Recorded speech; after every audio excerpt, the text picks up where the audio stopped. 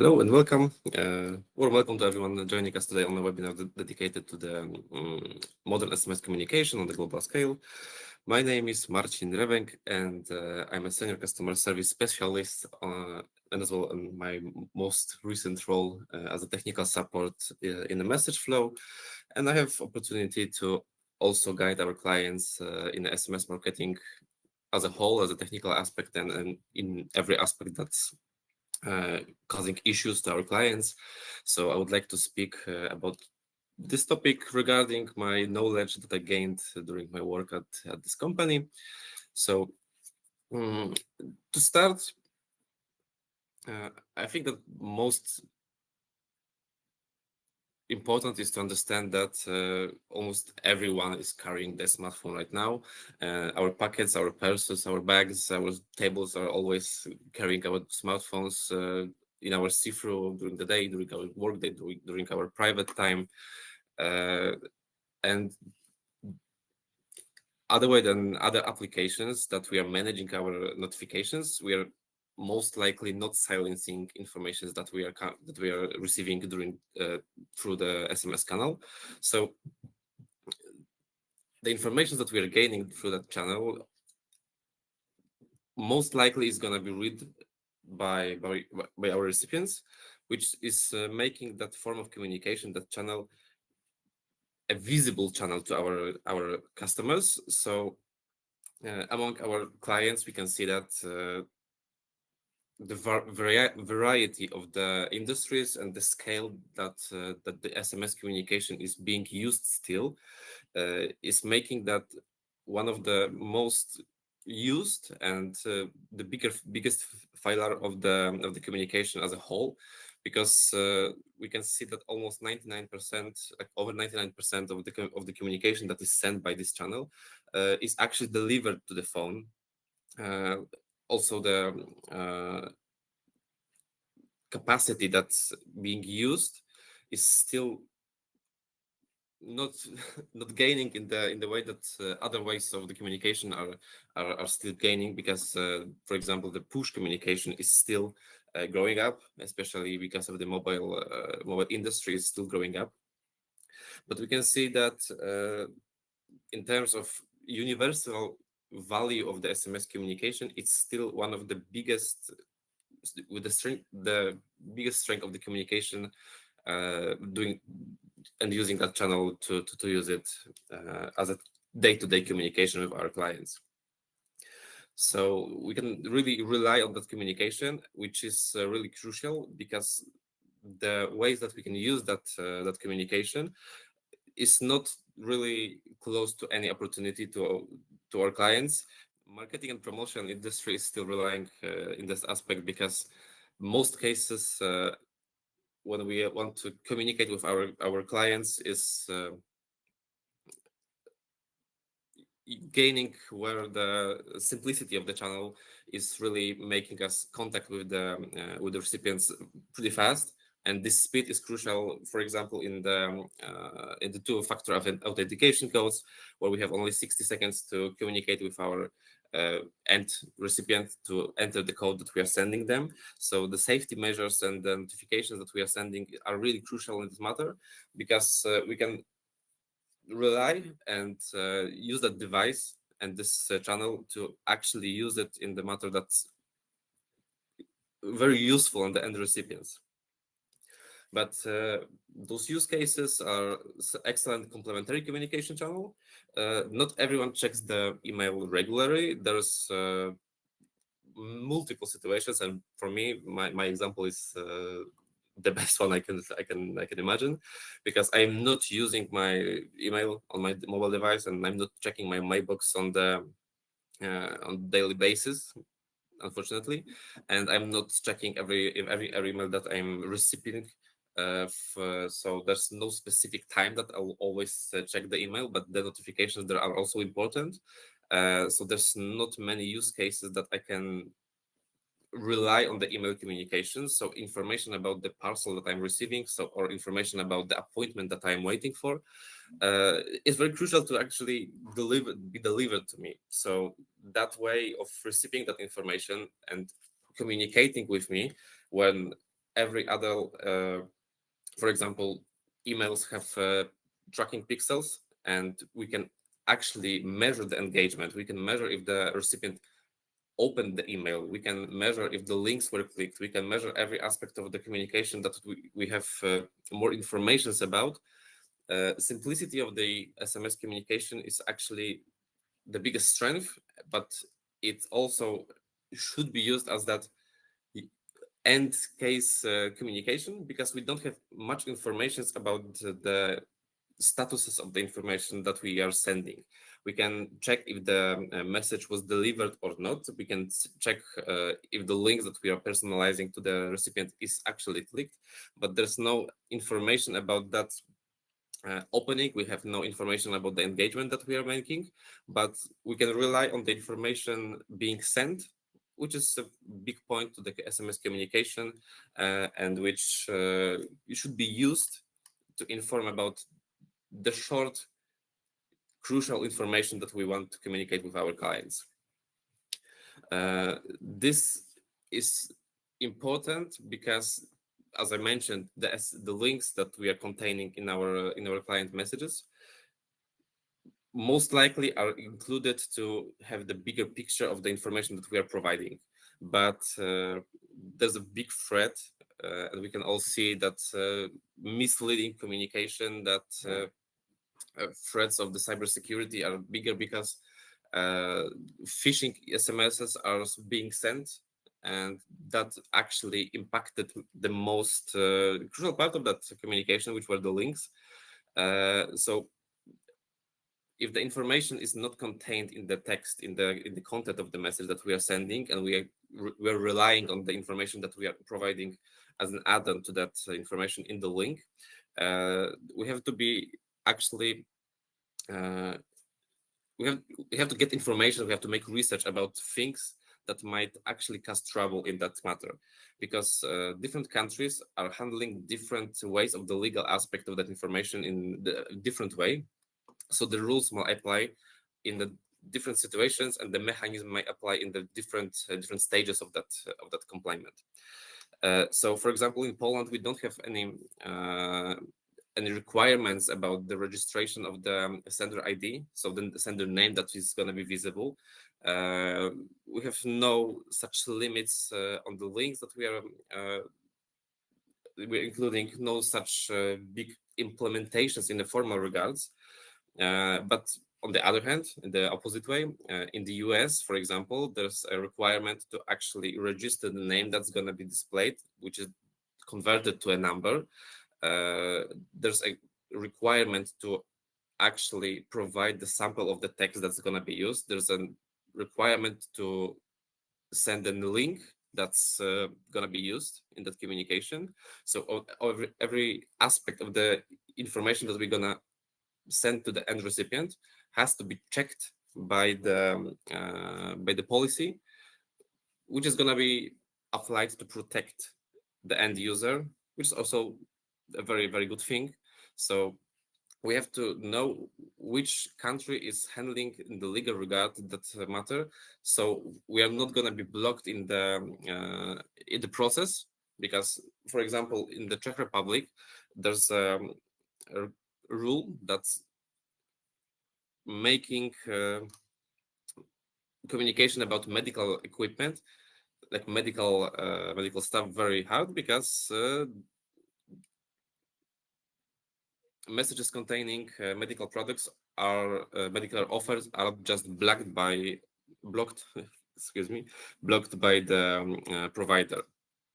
In Romania, for example, a good practice is to actually send the copy of the content that we're going to be sending, and this is this with the link to whitelist the link, which is going to be offering our deliverability rate much higher than we can expect without informating the provider about that state. Running SMS campaigns on the global scale mostly depends on the infrastructures, which is of course on our side, for example, on the MessageFlow side, because the direct operator integrations are handled by our integration that we are providing with the operators, with the providers. So our customers may rely on that matter, but being stuck with the information is most likely not a good thing if we are, for example, not only sending the marketing information, but we are also sending the information with the verification code, for example, which has to make us conscious about decisions that we are making that integrations. So if we are integrating that our shop, for example, eShop, our CRM, with our REST API, the fact is that we have to be very specific with the type of the information that we are sending, because, for example, if we have long marketing information that we're going to send, for example, it's going to contain 500 characters, it's going to be treated as a 5 messages that has to be handled on the provider side. That makes that communication, if it's going to be, for example, 10 people that we're going to be sending that long message that long, it's going to be handled as a 50 messages. So that's going to make that verification code in the line of the 51st place. So it's going to be hard to handle if the communication is going to be containing a lot of messages that are not going to be handled in the proper way to actually be sent in the priority that we're going to be expecting. So that technological aspect is very crucial to actually be considered in our approach on that, like security variables, regulations, like market minority, cybersecurity organizations. We have to count every aspect of that communication that might also cause any issues on the longer term. Because like the biggest threat is that SMS phishing, which is called also smishing, which is trying to convince our end recipient and impersonating other entities to click or mislead or to share the sensitive data, to financial loss, to make being a bad actor in the situation, might even lead to identity theft. So like everything that can happen is really really serious on the end at the end. So like collaborations with the CERT team, collaborations with the operators, the integrations that we are making with our systems to actually filter that traffic that can be monitored, that can be used to actually be impersonating, for example, other clients, because it depends on the platform side. How is it handled? To actually register the sender ID names, it can be different on every other platform. It can be different on the local market as well. For example, in the MessageFlow, we are handling that, not only using that monitors that information that our system are providing about the traffic that's gonna be sent through our platform, but also registration of the sender name is manually inspected, and it's manually checked on the local market. It's manually checked if the technical aspects of the length, for example, of the sender name is correct. So in that matter, we are handling like the most parts to provide a good traffic on your side, to make sure that reputation of that sender is not gonna be causing any issues. But regarding the phishing, like the operation might that, for example, CERT is using, might be using scanning the keywords that are using, scanning the blacklists and look for the sender names that might be used more often than others. Sending the information might use the pattern that has been used in the past. Machine learning models are used to actually try to understand what is gonna be the key to try to get that done, to actually mislead our recipients. So it's really understand that it's really important to understand that in every step of creation of our campaign, multiple layers of the control are applied, from mobile operators, sending platforms, which is MessageFlow at this example, regulations and language rules, local industry rules, security systems, and even like the end recipients are actually trying to make that safe, that make the communication safe. So we have to understand that mobile operators can monitor the reputation of our sender. Sending platforms are trying to optimize that technical aspect and legal compliance. Local regulations might regulate if, for example, use of the opt-out requirement is applied, which is, of course, to help the end recipient opt out from the communication to getting another message.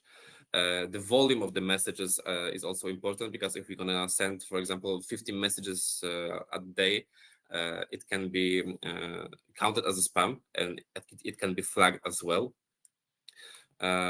Device level filters are also very important, because we are observing that those filters are being applied also on the end recipient's mobile device, and if it's going to be counted as a traffic because of the filters, which are unfortunately not known, for a good matter, because if they would be known publicly, that would make it easier to actually go all over the filters and make it pass through them.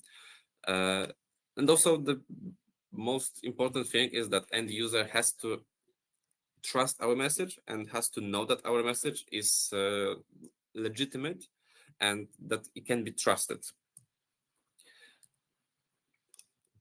So understanding what the messages are containing is a crucial matter, because, as I mentioned, the local market might differ on the ways that are display of the things that they are displayed.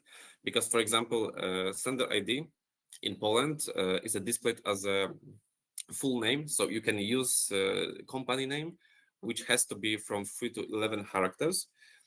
So if it's longer than 11, you have to, for example, use some kind of shortcut. But some other local markets, for example, like the US, are converting the sender name to a specific number that's assigned to your sender name. So it's going to be always the same number, for example, but it's going to be assigned one specific number to be counted as your number as a company. Our copy of the message, our link that we are using, which is very crucial, because we can observe that in most cases the publicly free shorteners of the links are used, like, for example, Bitly, for those phishing matters, and it can be used if it's going to be used in your message. The perception of your message might be very different than using any link in your own domain or using any reputable shortener. That's, for example, on our platform, we are using our shortener that contains characters ide.do slash there's 5 characters or 6 characters that are only applied to a specific number, which is making us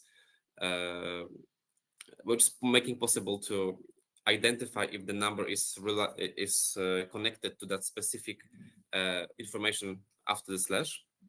So the very simplistic matter of the SMS is a very crucial part of that, because every other communication form might contain a lot of informations, might contain a long string of characters, might contain a lot of technical difficulties, like for example email can be displayed very differently by the use case of our way of using the HTML code.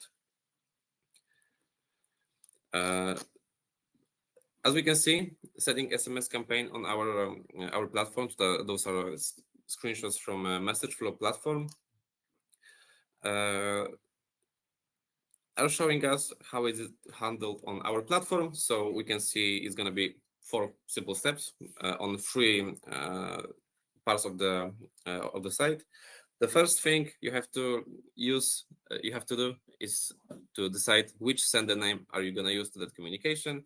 If you're going to add those in panel, they're going to be visible on the list. So for example, you're going to use your company name as the sender list to choose from the sender list. Decide if the communication is going to be sent to a group that we are going to be importing, to the specific number or group of numbers, or is it going to be dynamic segment that is going to be containing rules that we are going to be filtering all our contacts that we have imported to our platform. The next step is to decide if the copy of the message is going to contain any personalization, any emotes, if it's going to be containing special characters, which are which has a very big use case in for example Poland, where we have a lot of characters that are not in the GSM7 table.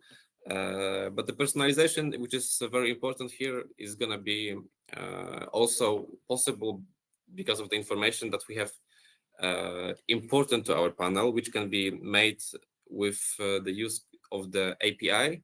If we're gonna, for example, integrate our CRM, any other system that are gonna be updating information about our customers in lifetime, and those segments, dynamic segments that I mentioned, or any other aspect of the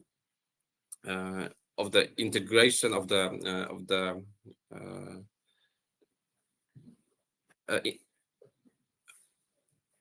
every information about the traffic, every information about the information that our customer declared on our side, every information that has been imported can be used to actually filter our recipients. So it can be used also as a personalization, because if we are gonna collect on our side information about, for example, the name, the city of the shop that customer using the most, of the name of the clinic that we are assigning that customer to, it can be used as a personalization. Like every type of information can be used as a personalization, but which is very important because it also might be seen as a good thing on the side of considering if the message is a phishing, because most likely threat actors might not have information that the customer provided to us. So seeing that message having information that we actually gave to some company, and that knowing that company should have that information, it might look actually better on the eyes of our customer.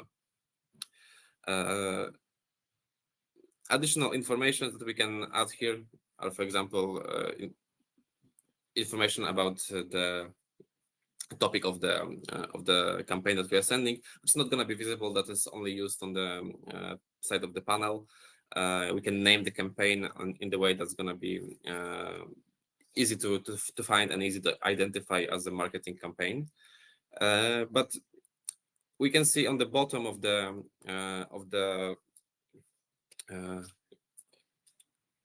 table where we can add the text. It's going to be containing information about how long the message is going to be overall, because we can send one text message, which is going to be containing characters that are going to be counted as a 3 or 4 maxed out to the 10 SMSs regarding the length of the message. The next step, part 3, is actually deciding about the link.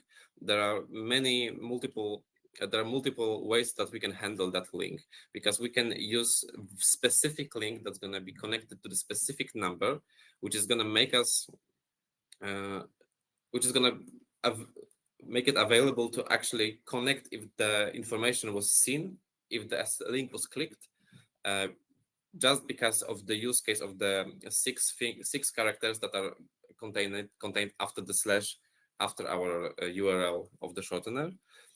We can use also a suffix, which is going to be making us lose some information, because suffix is going to be containing the specific value that we're going to be making after the slash.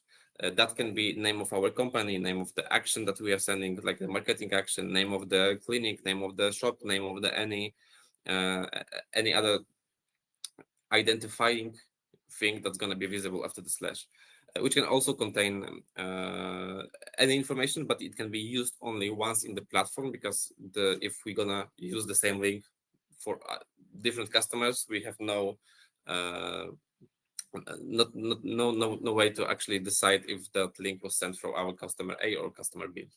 So if the suffix is going to be registered on our side, we can use that to be actually identified with the link that's been sent by your company, by your sender name, by your site.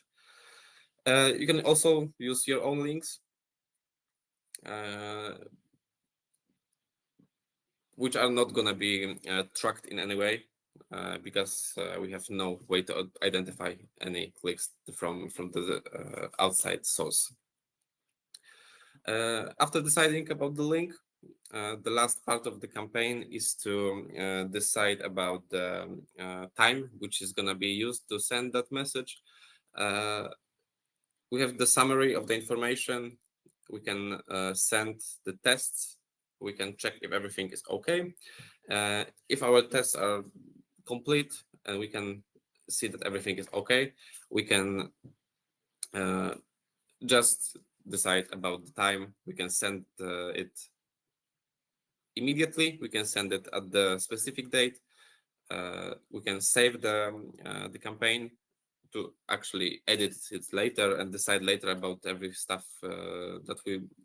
that we made previously, or we can send the campaign on the specific date and click the save and exit button. After the campaign, we can check the reports. We can track the measurements that are going to be provided. For example, we can measure if the links were clicked. We can measure if we can measure the engagement measure. We can optimize cost by using that. We can actually see if our messages were delivered. That might be because of the wrong number that were provided from our customer. We can check the trends that are made during the reports. We can optimize the cost by actually excluding the numbers that are non-functional. We can exclude the numbers that are maybe a correct number, but have repeatedly reported the failures. And for example, we recommend not deciding to not send message again to a number because of the one error message that is provided. It can appear because of the GSM connection. It can be issued by temporary device disconnect. It can be caused by many technical difficulties that can appear on the end side, on the operator side, which might not mean that the number should not receive the information later. So, for example, observing if the trend is that, for example, in 2 months period, we monitored 5 failed deliverabilities, we can actually see that this number is not temporary, not functioning, but there's no any feedback from that number on the operator side on the longer term. And that might be the great time to actually decide that this number is not going to be included in the next campaign, which reports can be actually checked campaign by campaign based. On every campaign we can check the billings, we can check the reports to actually measure that and actually handle that information on any on the applied rules that we're gonna make. Because of the phishing problem that actually threatening the end customer, we have to be actually we have to know that those links might have a hard time being clicked, because people are not actually feeling safe with clicking the information that the SMS are containing. So regarding the type of the market that we are targeting, regarding the type of the content that we are sending, because if that's going to be information about a very crucial part of that any legal form that we are sending, if we're going to sending only marketing information, we have to understand that it might not be clicked as much. So there's no specific rate of the clicks that we are going to be expecting. There's no specific target that we should be reaching, but observing the trends that are appearing, if our percent of the opened messages are getting lower, the percent of the messages that are delivered is getting lower, and those should be measurements that we are actually checking. If the insights of the campaigns, the reports are showing that something is getting lower, some measurements are getting lower, that's the information that we should be counting on the to actually maybe change something and maybe change our practice of the messages that we are sending.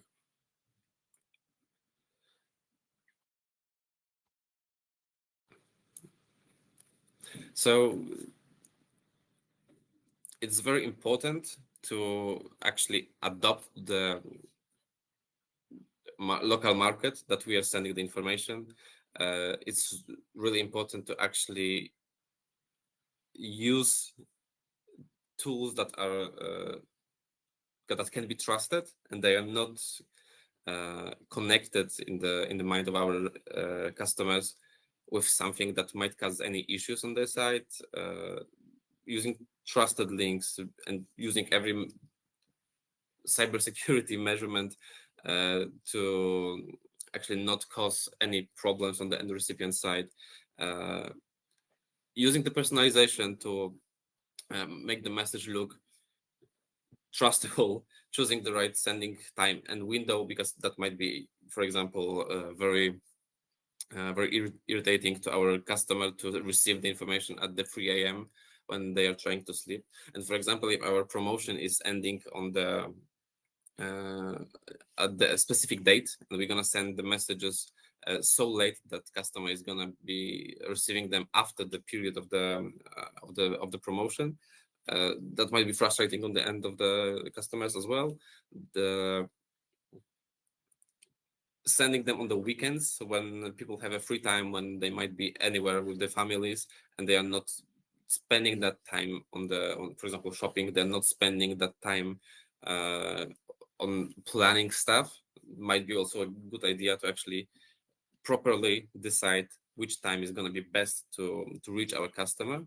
Monitoring the rate limits, monitor the delays that might be caused of that rate that we are sending, testing the messages, which is very, very crucial to actually be sure if our mistake is not going to be multiplied by a number of the customers we're going to be sending the message. Using the mandatory, for example, opt-out options, because that might be causing issues with the possible delivery of the message.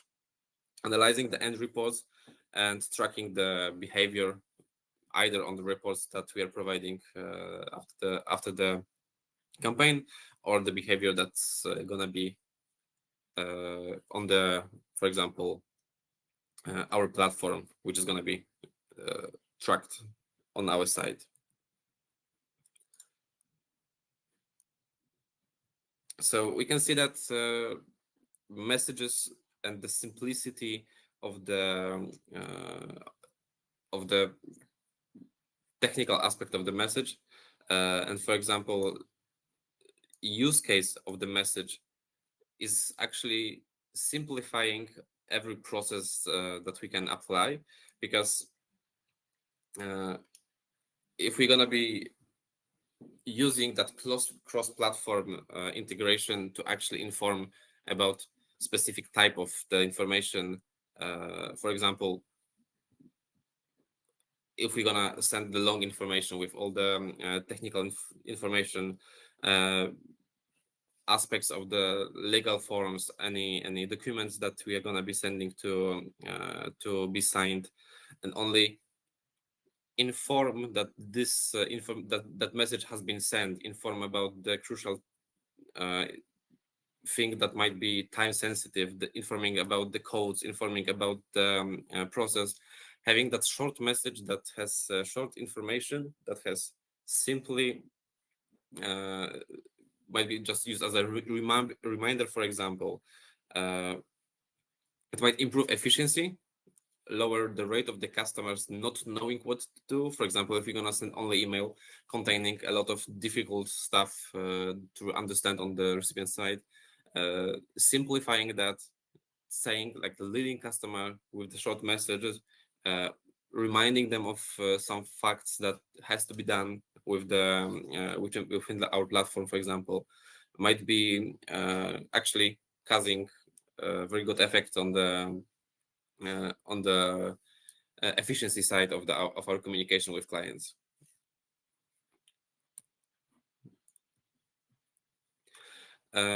Each channel has strengths. Each channel has requirements that has to be monitored. Each channel has challenges and has some problems to solve them. So knowing which channel to use to actually inform about which problem, knowing which channel is providing safer communication with our clients, knowing which channel has what potential and what costs are going to be generated, because it has to be also considered that SMS are relatively high cost way of informing our clients, so that informing only clients that has to be informed, not using the whole our database to inform every client about every promotion, is going to be actually cost effective to send the information to the specific person that might be actually interested in the type of the communication that we're going to be sending them. Is, for example, crucial, because if we can send more or less a free type of communication, which is, for example, email, we have to consider that if there's no action on the email, that might be useful to send SMS to remind that that email might have been on the inbox of the customer. So we can use the cross-platform to our advantage, and actually use them in every possible combination that might be useful.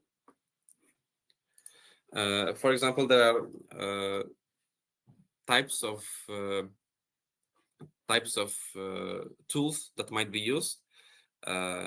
In the MessageFlow platform, we have a booster, which is helping our customers with the contacting the specific type of interaction that we are looking for. For example, if we're gonna send the information like the email campaign to customers, and we are gonna be making the rule that if somebody within 7 days of that campaign did not open the campaign, did not click in any of the links in the campaign, we're gonna send them information, like another email information, another SMS information, another communication with the reminder. So only the customers that did not react to our first communication are gonna be informed about the uh, are gonna be followed up with the message about the campaign that has been sent. For example, it might be used not only in the promotional aspects, but if we're gonna send any information that's gonna be a reminder, the first reminder we might have sent might be an email, which is gonna be cost effective. But if there's no reaction about stuff that we are gonna be planning with the customer, for example, in a specific date in the future, we can use that to actually remind them that some actions are gonna be required on the customer side.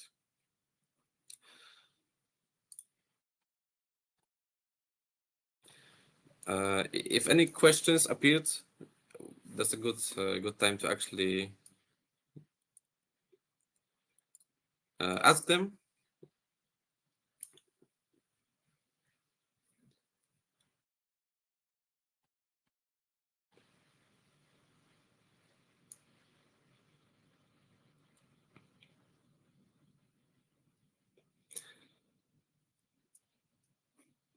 As for the questions that are on the screen, common issues with the SMS messages and how can how they can be resolved. In our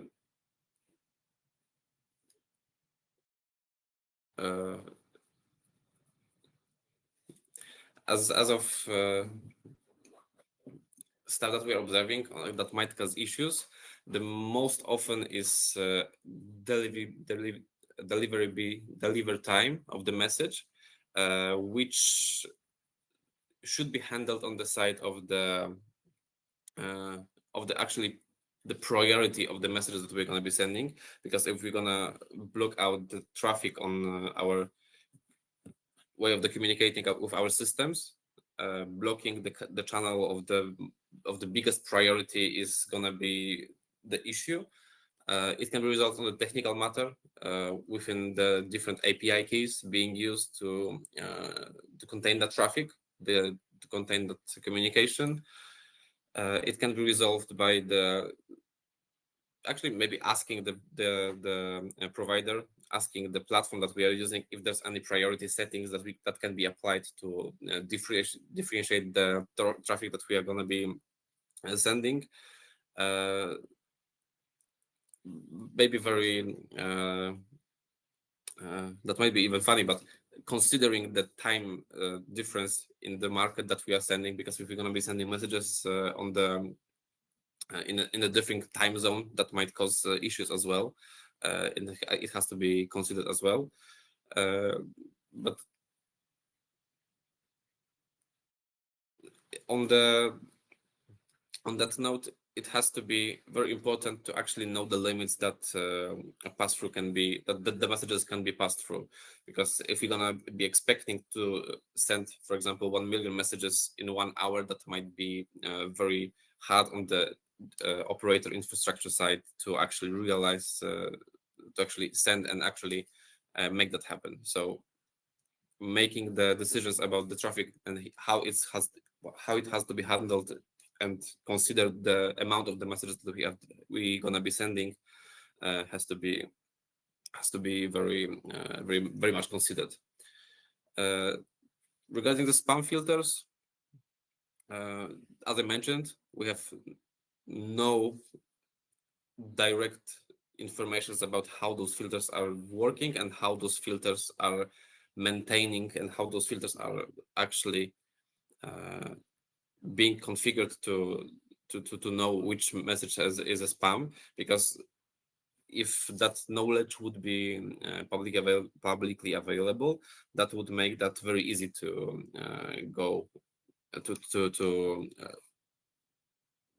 go around those filters and actually try to make that message appear on the main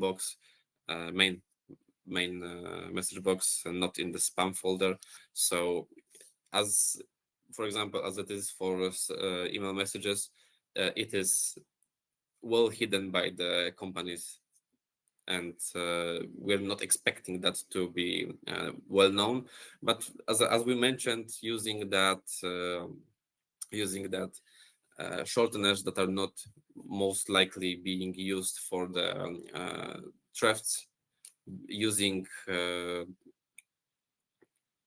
type of message that is going to be containing a lot of information, but it's not going to be too long to cause issues on the, for example, side of the operator to being too long to and trying to make that connection harder.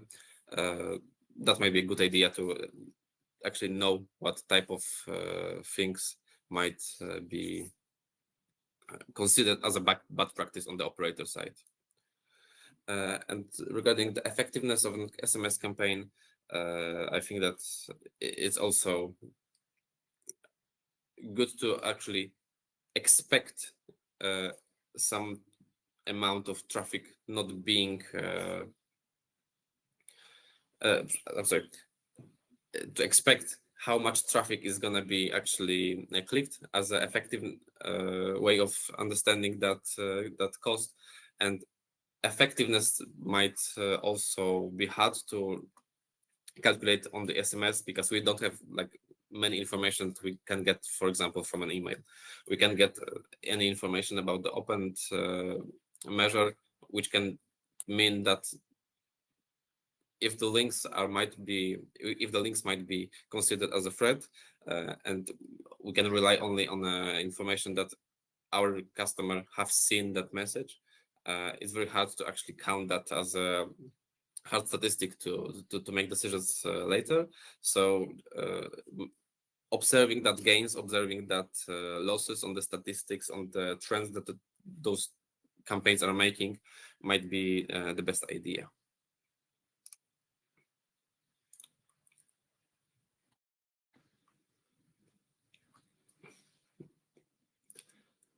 So with this, no further questions. Thank you very much, and have a great day.